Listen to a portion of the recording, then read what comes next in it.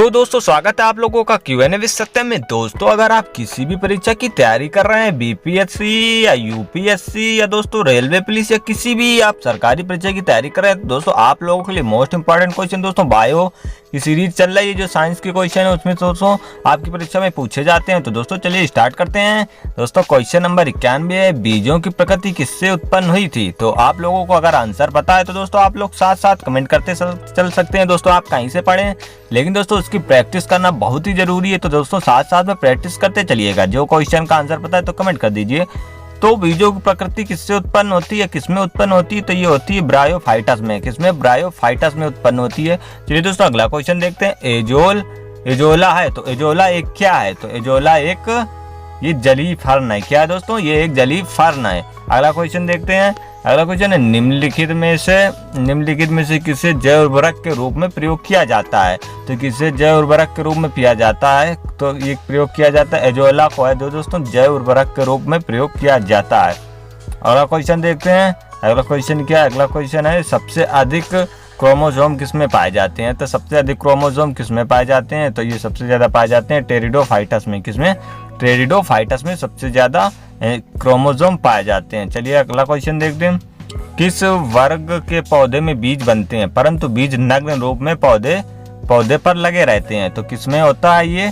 तो ये क्वेश्चन इसका ऑप्शन ए सही होगा। जिम्नोस्पर्म में है दोस्तों। जो वर्ग के पौधे होते हैं जो बीज बनते हैं परंतु बीज नग्न रूप में दोस्तों पौधे पर लगे रहते हैं। चलिए अगला क्वेश्चन देखते हैं। अगला क्वेश्चन है, सिल्वीकल्चर वनस्पति विज्ञान की वह शाखा जिसमें वर्णन है। तो सिल्वीकल्चर में किसका वर्णन है, तो सिल्वीकल्चर में दोस्तों शैवालों के संवर्धन का है। दोस्तों शैवालों के संवर्धन का वर्णन सिल्वीकल्चर में किया गया है। अगला क्वेश्चन देखते हैं, प्रोटीन जो कोशिका के भीतर उपयोग की जाती है किसके द्वारा संश्लेषित होती है। तो कोशिका के भीतर जो प्रोटीन होती है तो किसके द्वारा संश्लेषित की जाती है, तो ये की जाती है मुक्त राइबोसोम द्वारा। दोस्तों मुक्त राइबोसोम द्वारा। दोस्तों जो कोशिका होती है इस प्रकार से दोस्तों उसमें छोटे छोटे से दोस्तों जो वो बने होते हैं दोस्तों, इन्हीं को दोस्तों राइबोसोम कहते हैं। अगला क्वेश्चन है, निम्न में से बैक्टीरिया से फैलने वाले रोग। तो निम्न में से इसमें से आपको बताना बैक्टीरिया से मतलब जीवाणु से कौन सा रोग फैलता है, तो इसका ऑप्शन ए होगा। जो चेचक है दोस्तों ये बैक्टीरिया से फैलने वाला रोग है। अगला क्वेश्चन देखते हैं, मूलांकुर के अतिरिक्त पौधों के किसी भी भाग से विकसित होने वाली जड़ें कहलाती हैं। तो किससे भाग से जड़ें कहलाती हैं, तो अपस्थानिक मूल। दोस्तों अपस्थानिक जड़ कहलाती है जो मूलांकुर के अतिरिक्त पौधों की किसी भाग से निकलती है। तो इसे क्या कहते हैं दोस्तों? अपस्थानिक जड़ें कहते हैं, जो नीचे की बजाय कहीं और से निकलती हैं। मूलांकर से विकसित होने वाली जड़ें कहलाती हैं। तो दोस्तों मूलांकर से जो विकसित होती हैं उन जड़ों को क्या कहते हैं? उन्हें मूसला जड़ कहते हैं। क्या कहते हैं? मूसला जड़। जो दोस्तों जमीन के नीचे तक जाती हैं उन्हें मूसला जड़ कहते हैं। जो तने के इधर उधर से दोस्तों निकलती हैं उन्हें क्या कहते हैं? उन्हें कहते हैं अपस्थानिक मूल जड़। अगला क्वेश्चन है, श्वसन मूल मिलती है। तो श्वसन मूल कहाँ पे मिलती है, मतलब सांस लेने वाली जड़ कहाँ पे मिलती है, तो ये मिलती है जूसिया में। कहाँ पर? ये जूसिया में मिलती है। चलिए अगला क्वेश्चन देखते हैं। अगला क्वेश्चन, निम्नलिखित में से कौन सा एक जड़ नहीं है। तो इनमें से बताना है कौन सा एक जड़ नहीं है। तो इनमें से आलू जो है दोस्तों जड़ नहीं है, आलू एक तना है। क्या दोस्तों? एक तना है आलू। बाकी शकरकंद, मूली और गाजर दोस्तों ये सारी जड़ें हैं जो दोस्तों कुछ इस प्रकार से होती हैं, नोक टाइप की दोस्तों। ये सारी जड़ें में आती हैं, जैसे कि शकरकंद हो गई, मूली, गाजर और दोस्तों आलू ये सब दोस्तों तना है। अगला क्वेश्चन देखते हैं, जिसमें दोस्तों नोक निकली हो दोस्तों वो समझ लीजिए कि वो जड़ है। अवस्तंभ मूल पाई जाती है। तो अवस्तंभ जड़ कहाँ पे पाई जाती है, तो ये किसमें होती है, तो ये होती है गन्ने में दोस्तों। कहाँ पर? गन्ने में दोस्तों। गन्ना आप लोगों ने देखा होगा, उसमें जो जड़ें बीच बीच में दोस्तों यहाँ पे निकली होती हैं तो उन्हें दोस्तों उसे ही अवस्तंभ जड़ कहते हैं। चलिए अगला क्वेश्चन देखते हैं। अगला क्वेश्चन है, जड़ें विकसित होती हैं। तो जड़ें कहाँ पे विकसित होती हैं, तो जड़ें कहाँ पर विकसित होती हैं, तो ये विकसित होती हैं पत्ती से दोस्तों। कहाँ से जड़ें विकसित होती हैं? पत्तियों से दोस्तों जड़ें मूलांकुर से विकसित होती हैं। पत्तियों से नहीं, मूलांकुर से विकसित होती हैं। अगला क्वेश्चन देखते हैं, गाजर है। तो आप लोग दोस्तों बताना गाजर क्या है, तो गाजर एक जड़ है। क्या है दोस्तों? गाजर एक जड़ है। चलिए अगला क्वेश्चन देखते हैं। अगला क्वेश्चन है, बरगद के पेड़ के तने से लटकने वाली मोटी जड़ कहलाती हैं। तो दोस्तों बरगद से जो जड़ें लटकती हैं तो वो क्या कहलाती हैं? स्तंभ मूल। दोस्तों स्तंभ मूल कहलाती हैं जो बरगद के पेड़ से जड़ें लटकती हैं तो उसे स्तंभ मूल कहते हैं दोस्तों। बरगद का सहारा दोस्तों बनी होती हैं, सीधे सीधे लटकती हैं ना दोस्तों, उनको स्तंभ मूल कहते हैं। बरगद का पेड़ आप लोगों ने देखा होगा। अगर पेड़ में निम्नलिखित में से कौन सा हमेशा रहता है, कौन सा हमेशा रहता है जो पेड़ में है, जो हमेशा बना रहता है, तो वो कौन है, तो वो है जड़। जड़ जो है दोस्तों हमेशा बनी रहती हैं, परमानेंट जड़ जो रहती हैं नीचे होती हैं दोस्तों, वो हमेशा बनी रहती हैं पेड़ में।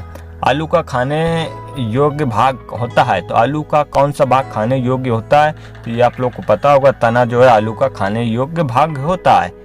चलिए अगला क्वेश्चन देखते हैं। नागफनी में प्रकाश संश्लेषी कार्य होता है, तो नागफनी में प्रकाश संश्लेषी कार्य होता है। आप लोगों ने देखा पर्णकाय स्तंभ द्वारा दोस्तों, पर्णकाय स्तंभ द्वारा जो होता है, जो आप नागफनी का पेड़ आप लोगों ने देखा होगा जिसमें कांटे होते हैं, तो इसमें पर्ण स्तंभ यहाँ पर दोस्तों होता है, तो इसके जरिए प्रकाश संश्लेषण की प्रक्रिया होती है दोस्तों। ये सब सूखी जगहों पर पाए जाते हैं, जिसे इंग्लिश में कैक्टस कहते हैं। निम्नलिखित में कौन सा एक तना है, तो इनमें से आप लोग बताना है कौन सा एक तना है। तो दोस्तों गाजर एक जड़ है, मूली भी एक जड़ है, लेकिन आलू जो है ना एक ये तना है, आलू एक तना है।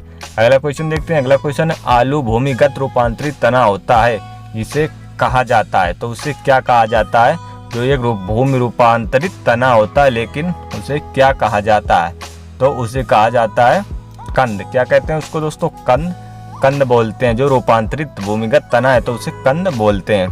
अगला क्वेश्चन देखते हैं। अगला क्वेश्चन है, हल्दी के पौधे का खाने योग्य हिस्सा कौन सा है, तो हल्दी का पौधे का खाने योग्य हिस्सा, जो हम लोग हल्दी खाते हैं, तो उसको प्रकंद बोलते हैं। क्या दोस्तों, उसको प्रकंद बोलते हैं दोस्तों। कंद आलू को बोलते हैं, लेकिन हल्दी को प्रकंद बोलते हैं। अगला क्वेश्चन देखते हैं। अदरक क्या है, अब आप लोग बताना अदरक क्या है, तो अदरक एक राइजोम है। क्या है, अदरक एक राइजोम है। अगला क्वेश्चन देखते हैं। अगला, प्याज किसका परिवर्तित रूप है, तो प्याज किसका एक परिवर्तित रूप माना जाता है, तो ये तना का दोस्तों एक परिवर्तित रूप है। क्या है, तना का एक परिवर्तित रूप है। अगला क्वेश्चन देखते हैं। वे पौधे जिनमें कभी पुष्प नहीं बनते हैं क्या कहलाते हैं, तो वो पौधे क्या जिनमें कभी भी पुष्प नहीं बनते हैं, तो वो क्रिप्टोगेम्स कहलाते हैं। क्या, क्रिप्टोगेम्स कहलाते हैं। चलिए अगला क्वेश्चन देखते हैं। अगला क्वेश्चन दोस्तों, जिम्नोस्पर्म क्या होते हैं, जो नग्न अवस्था में बीज होते हैं उन्हें जिम्नोस्पर्म कहते हैं। संसार का सबसे बड़ा पुष्प द्वारा उत्पन्न होता है, तो किसके द्वारा जो है संसार का सबसे बड़ा पुष्प उत्पन्न होता है, तो ये रेफ्लिसिया द्वारा। क्या दोस्तों, रेफ्लिसिया द्वारा जो है संसार का सबसे बड़ा पुष्प उत्पन्न होता है।